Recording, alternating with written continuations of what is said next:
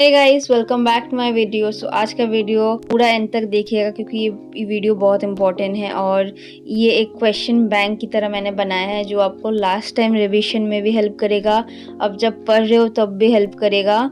और इधर मैंने सब इम्पॉर्टेंट क्वेश्चन डाला है जो मुझे इम्पॉर्टेंट लगा या फिर प्रीवियस ईयर क्वेश्चन पेपर में था, प्लस जो मेरे सीनियर ने मुझे सजेस्ट किया है सब क्वेश्चन मैंने डाल दिया है। ये पूरा एक्चुअली पूरा सिलेबस ही कवर करता है। ये मैंने मॉड्यूल 1 बनाया है, ये पार्ट 1 है फॉर अकाउंटेंसी फॉर मैनेजर। तो चलिए शुरू करते हैं। पहला क्वेश्चन है हमारा डिफाइन अकाउंटेंसी। बहुत ही सिंपल क्वेश्चन है। Accountancy is the systematic process of recording, summarising and analysing financial transaction of a business और ऑर्गेनाइजेशन। इसका 4 की एलिमेंट है: recording, transition, classification, summarising and analysing. ठीक है, चलिए नेक्स्ट क्वेश्चन पे जाते हैं। नेक्स्ट क्वेश्चन है हमारा टाइप ऑफ अकाउंटेंसी के ऊपर। तो मेन 3 टाइप ऑफ अकाउंटेंसी है: फाइनेंशियल, कॉस्ट एंड मैनेजमेंट। तो एक एक करके देखते हैं क्या है। फाइनेंशियल क्या है? To know the profit and loss and the financial position of an organisation. तो आप नाम से ही देख पाओगे, लाइक फाइनेंशियल ईयर के बाद एक कंपनी जब अपना रिपोर्ट निकालता है ना कि क्या प्रॉफिट हुआ, कहाँ पे हमारा लॉस हुआ, तो वही है हमारा फाइनेंशियल अकाउंटिंग। चलिए इसको एक एग्जाम्पल के साथ समझते हैं। तो फॉर एग्जाम्पल ले लीजिए एप्पल है। तो एप्पल कंपनी क्या करता है, एक ईयर एंड के बाद वो अपना फाइनेंशियल स्टेटमेंट पब्लिश करता है जो उसका कंपनी का परफॉर्मेंस शो करता है। और ये डॉक्यूमेंट्स में क्या इंक्लूड होता है, लाइक बैलेंस शीट इंक्लूड होता है, इनकम स्टेटमेंट इंक्लूड होता है, कैश फ्लो स्टेटमेंट इंक्लूड होता है। और ये देखकर ही इन्वेस्टर्स क्या करते हैं, डिसाइड करते हैं कि हमें इधर इन्वेस्ट करना चाहिए, एप्पल में स्टॉक्स लेना चाहिए एप्पल का। नेक्स्ट है हमारा कॉस्ट अकाउंटिंग। कॉस्ट अकाउंटिंग क्या है? Aims to capture companies total cost of production. तो कंपनी में जो जो सर्विसेज देते हैं कोई कंपनी या फिर जो जो प्रोडक्ट प्रोड्यूस करते हैं ना, उसका टोटल कॉस्ट आता है कॉस्ट अकाउंटिंग के अंदर। तो ये both variable and fixed cost calculate करता है। तो चलिए इसका एग्जाम्पल देख लेते हैं एक। तो एग्जाम्पल में एक कार मैन्युफैक्चर कंपनी लेते हैं, टोयोटा ले लेते हैं। तो they need to calculate how much it cost to produce 1 car. So उसमें क्या क्या आएगा, रॉ मटेरियल का कॉस्ट आएगा, लेबर कॉस्ट आएगा, ओवरहेड कुछ कॉस्ट हुआ, फैक्ट्री का कुछ कॉस्ट हुआ, वो भी आएगा। विद दिस इंफॉर्मेशन वो लोग क्या करेंगे, Toyota can set the right price to sell the car and determine how to increase profit by cutting unnecessary cost. ठीक है। नेक्स्ट टाइप है मैनेजमेंट अकाउंटिंग। तो ये क्या होता है, ये इन्फॉर्मेशन लेता है financial accounting and cost accounting से, फिर एक डिसीजन लेने में हेल्प करता है। ठीक है, एक एग्जाम्पल से देख लेते हैं हम। एग्जाम्पल के लिए हम एक कॉफ़ी शॉप ले लेते हैं जिसको एक नया ब्रांच खोलना है। तो ओनर फर्स्ट क्या करेगा, इंटरनल रिपोर्ट लेके आएगा और वो कंपेयर करेगा कि कॉस्ट ऑफ रनिंग क्या है, करंट जो शॉप है उसका कॉस्ट ऑफ रनिंग क्या है, and potential revenue of the new location क्या है।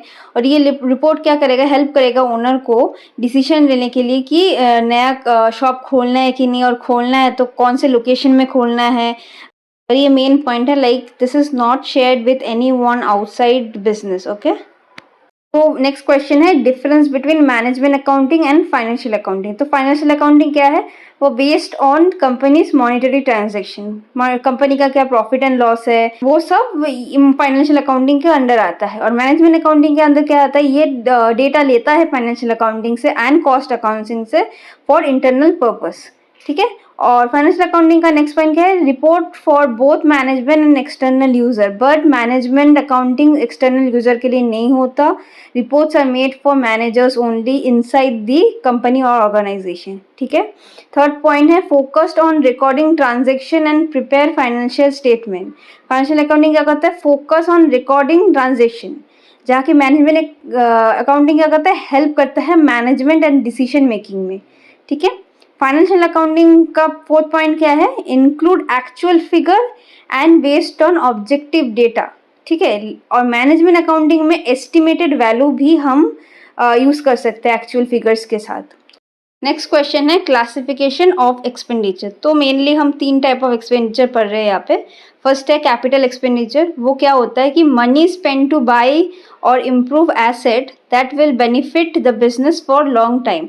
मतलब 1 साल के ऊपर कुछ ऐसे एसेट है या फिर कुछ है जो बिजनेस को बेनिफिट करेगा, वो कैपिटल एक्सपेंडिचर के अंडर आएगा। लाइक मशीनरीज, लाइक आपने एक लैंड खरीदा बिजनेस के लिए, वो सब कैपिटल एक्सपेंडिचर के अंडर आएगा। ठीक है। नेक्स्ट है रेवेन्यू एक्सपेंडिचर। ये क्या है? मतलब बिजनेस रन करने में डे टू डे जो खर्चे होते हैं ना, वो रेवेन्यू एक्सपेंडिचर के अंडर आएगा। फॉर एग्जांपल, आपने सैलरी पे किया आपके अपने वर्कर्स को, और फिर रेंट पे किया जगह के लिए, या फिर मेंटेनेंस कॉस्ट, ये सब रेवेन्यू एक्सपेंडिचर है। ठीक है। नेक्स्ट है डिफर्ड एक्सपेंडिचर। ये क्या है? जो आप एक्सपेंस कर रहे हो डे टू डे, लग रहा है कि आप डे टू डे एक्सपेंस कर रहे हो, बट वो सेवरल ईयर्स तक आपको बेनिफिट करेगा आपके बिजनेस को, उसको हम डिफर्ड एक्सपेंडिचर कह रहे हैं। क्या है? जैसे एडवर्टाइजिंग में आपने कुछ खर्च किया, वो आपको मोर पब्लिसिटी देगा, मार्केटिंग देगा, मोर कस्टमर अट्रैक्ट करेगा आपके बिजनेस को, इसको हम डिफर्ड एक्सपेंडिचर कहते हैं। नेक्स्ट क्वेश्चन क्या है? Difference between capital and revenue expenditure. Capital expenditure क्या होता है कि वो इंक्रीज कर देता है earning capacity of a fixed asset. Revenue expenditure क्या होता है? एक्सपेंडिचर कर्ड और used for maintaining a fixed asset. ठीक है। कैपिटल एक्सपेंडिचर क्या होता है? लॉन्ग टर्म के लिए वन टाइम इन्वेस्टमेंट होता है। और रेवेन्यू एक्सपेंडिचर क्या होता है? रिकरिंग इन्वेस्टमेंट होता है, शॉर्ट टर्म एक्सपेंसेस है वो। क्या होता है कैपिटल एक्सपेंडिचर का? कि for more than 1 year benefit last करता है। और revenue expenditure with in a year आप यूज कर लेते हो। कैपिटल एक्सपेंडिचर बैलेंस शीट में जाके रिकॉर्ड होता है, और रेवेन्यू एक्सपेंडिचर इनकम स्टेटमेंट में जाके रिकॉर्ड होता है।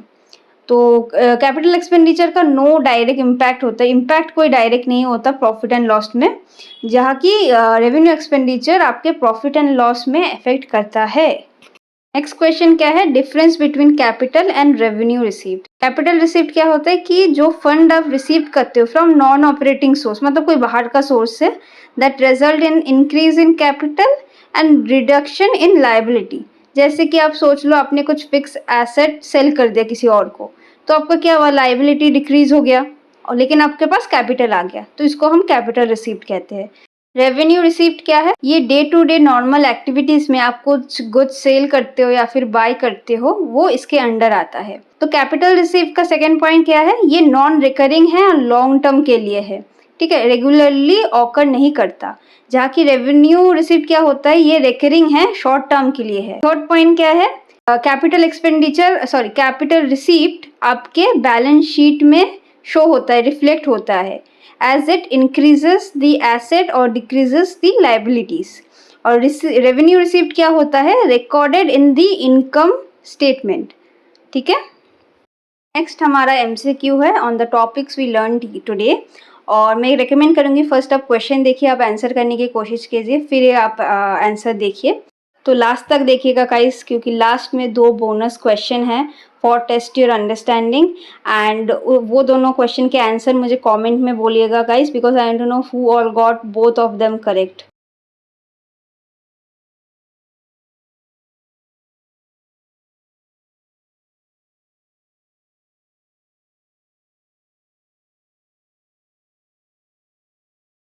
Thank you so much last तक देखने के लिए। ऐसे वीडियोस के लिए please do subscribe and like my channel.